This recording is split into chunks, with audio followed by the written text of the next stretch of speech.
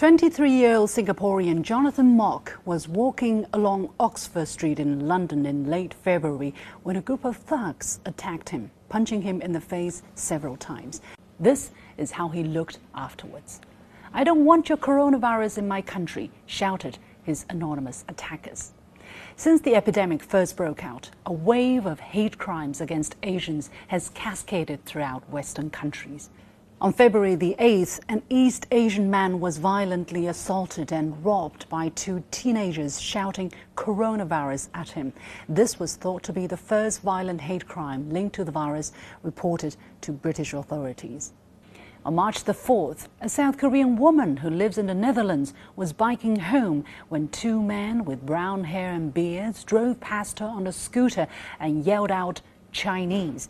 The man sitting on the back of the scooter reportedly tried to punch her. Similar assaults, calls for sexual violence, insults and boycotts of Chinese-owned businesses have been reported in Italy too. Innocent people, including immigrants who for decades have called the country home, have been subjected to hate crimes for bringing the virus to the country.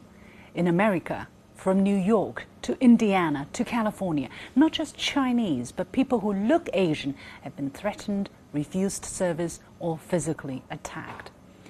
Although political leaders in different countries have publicly condemned anti-Chinese racism sparked by the outbreak, I'm afraid such crimes could still be on the rise as the virus continues to spread. Why? Because some people have decided to fan the flames of racism, misinformation and hate. The latest is the Fox News host who went on a rant this week. This coronavirus originated in China, and I have not heard one word from the Chinese. A simple "I'm sorry."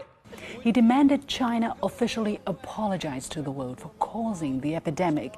He said the Chinese people are hungry. He said they eat raw bats. His colleagues listened, and some of them laughed.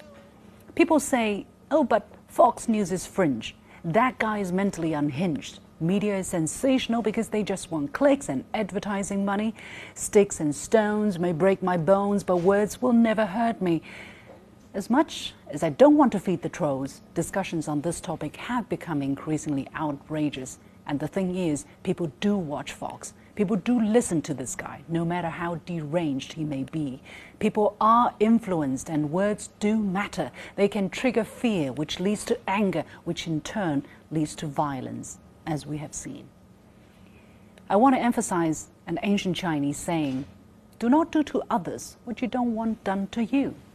Or, as you might call it in the West, the golden rule. Or, as most people would call it, plain common sense. A disease can break out in any part of the world because of all kinds of reasons. Does the world ask these cities, villages, or countries to apologize? No, because viruses don't care about borders. No, because it's counterproductive.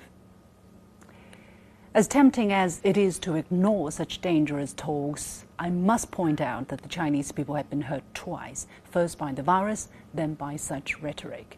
Please cut the nonsense and focus on the real issue of the day, how to save lives.